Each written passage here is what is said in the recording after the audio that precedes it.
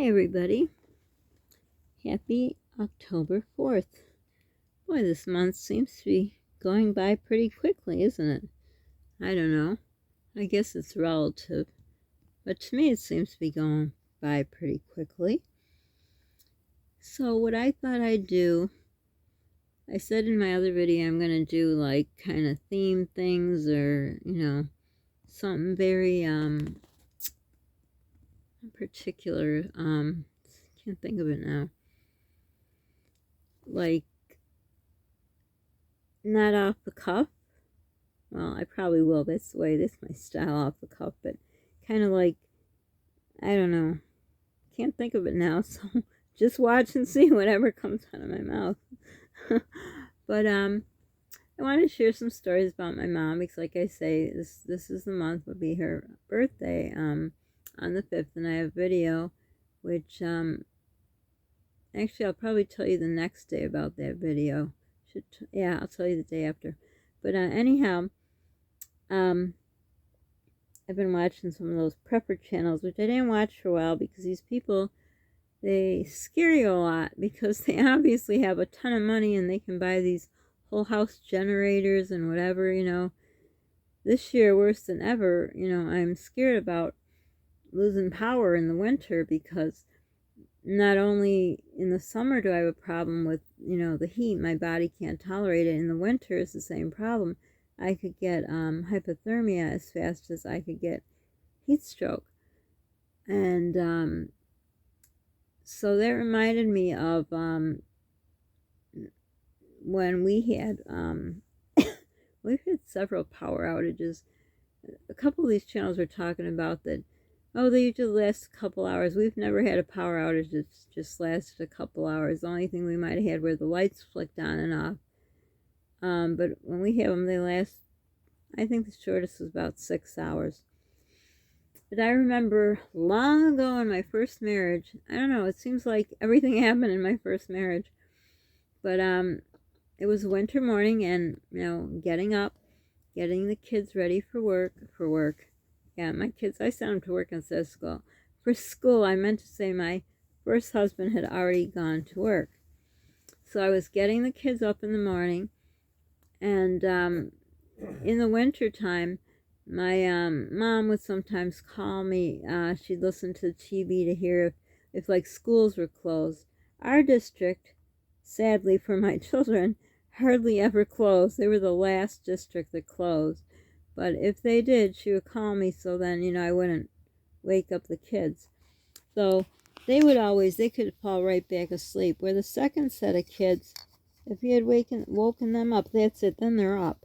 And to me, if I got a chance, well, back when I could sleep, I should say, if I had a chance to sleep, I would want to sleep. And I'm the type of person, well, now I don't know what my person is, my body's doing to me, but back in the day when I had a normal system in my body, or I don't know, that didn't come out right. When I didn't have this heat intolerance and cold intolerance, if I got woken up, it was very hard for me to go back to sleep.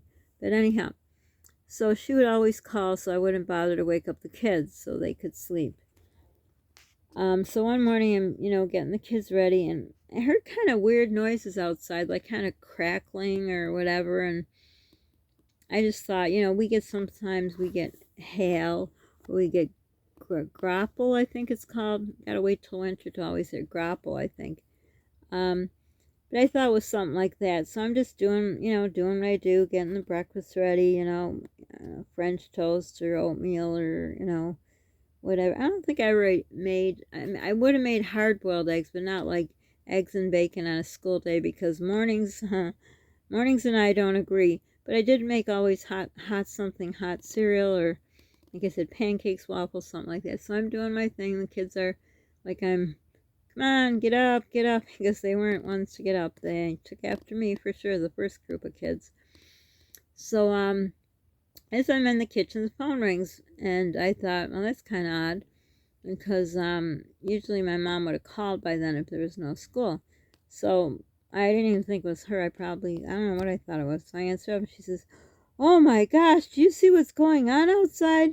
And I'm like, no, what's going on outside? And she said, there's an awful ice storm. Everything's all iced over. I'm like, and she says, and there's no power. And I'm like, what are you talking about, Grandma? Because, once your mom becomes a grandma, then she's called Grandma. At least that's how it worked in our place, huh? I'm like, what are you talking about? I'm thinking, did you just wake up and I don't know, I thought she was confused. She didn't get confused, but I was like, what is she talking about? Because, we got the lights on. I always put the TV on, too, in the morning, just in case, she never missed it, but in case she did. And I like to hear the news. Well, back in the day when the news was, news. And I'm like, Grandma, what are you talking about? I have the kitchen lights on. I'm making breakfast for the kids. And all. She says, what? You have power? I says, yeah. She says, look outside. So I I have this bigger window in the excuse me, this bigger window in the kitchen that I looked out and I could see. So the noise that I was hearing, the kind of crackling, whatever, everything was frozen over. Every twig, branch, you name it, was frozen over with ice. Power lines, the phone lines, everything was covered in ice. And what I was hearing was like trees had fallen down and they were crackling when the ice was breaking the trees. But for whatever reason, we had power. And I'm like, well, Grandma, you have to come over here if you don't have any power. And she said, oh, no, I'm going to get ready for work. See, there we go again with that work. She'll be fine. I said, well, if you don't have power, you better come here to stay. Oh, no, I'll be fine. I'm like, no, Grandma, you're not going to be fine if there's no power. It's cold and it's going to get colder and, you can't do that. But boy, was she a stubborn woman. So anyhow, I called, I don't know if I called or my friend called. I had several friends, but the one friend called and she says, do you see what's going on? I says, apparently I didn't know until my mom called me. She says, there's no power. She says, you sending your kids to school? I says, well, yeah, because we have power. I mean, I assume the school has power. So, but with them, they had a gas stove. They had a fireplace on the main floor and the bottom floor. So, I guess they were okay. And so, I don't remember now if she sent her kids or not. So, we didn't get a call from the, very nasty superintendent, by the way, we had. But anyhow, so the kids went to school, and then they came home. I think I told the story before, but now I don't remember, so we're just going to go with what I think happened. So I think by that day around 3 o'clock, I saw the power company, actually power companies, I think they were power companies, also from not here. So all of a sudden my power went up. I think it was a little before 3. And I'm like, uh-oh. And everything was iced over. And I'm like, now we lost power. So, but I saw these foreign trucks, that weren't from here. And I went out there and I said, what's going on? And they said, well, we had to shut the power off here because we're trying to restore the power to the other area, which would be the very rich and elite people. So let's shut off the power of the people who, don't have in-house generators, the ones that are hooked. Like if you lose your power, like in hospitals and stuff, they have generators. If power goes out, it comes right on. Obviously, they got operating rooms and everything. Got to keep going. People on oxygen, whatever. So those people probably had their own power on already. But anyhow, they had to shut us poor folks off to take care of the rich. Okay, so I said, how long is this going to be off? So not long, 2-3 hours. He said, just don't open your fridge or freezer, you'll be fine. Okay, so it was, we had power, so, luckily the heat was on and everything, and so it was okay. So I'm thinking, okay, I think this is around 1 o'clock in the afternoon. I think it was before the kids were coming home. 1 or 2. So they came home and all, and, you couldn't really tell The only way you could tell was the light was flashing on the microwave and the stove. But otherwise, it was still pretty warm. Because at that time, I think I had a little one where I would put the heat up higher. But anyhow, the kids came home and I told them what happened. And they had already heard from their friends, that they lost power, and it sounded all cool to them. There's my thumb. Hello. So I was calling my mom during the day at work and saying, you really got to come over because, you can't freeze. No, she'll be fine. She'll be fine. Boy, was she stubborn, I'll tell you. Well, what happened was on our street, the other side of the street, if you've been around a while, our crazy neighbor across the street who calls on every little thing. If your grass is a smidge over where it's supposed to be, which mine was when my older son had cancer. He was only 13, and I was living in the hospital with my child. One of my children was supposed to start homeschool, supposed to start kindergarten, but I had to homeschool them because I had to live in the hospital and I had a baby at the time too. So she would call and call the town on me. Well, that side of the street she lived on, everyone had power. Odd, isn't that odd? How do bad people get the good stuff and the good people don't get it? I don't know. But what you saw was across the street, everyone had an extension cord running to our side of the street. But not us, because our person would have been that mean lady. I'm going to take a pause because I'm a good Catholic girl, so I'm not going to say nothing bad. So anyhow, afternoon turned into evening dinner time, still no power. So I went outside to the guys. I said, well, the time's gone. What's going on here? I have little kids, and we're skinny people, and we're starting to get cold because the sun was going down. And there wasn't a lot of sun because, it's winter, but there was still some sun. And he said, well, it's taking a little longer. It shouldn't be much longer. Yeah, famous last words.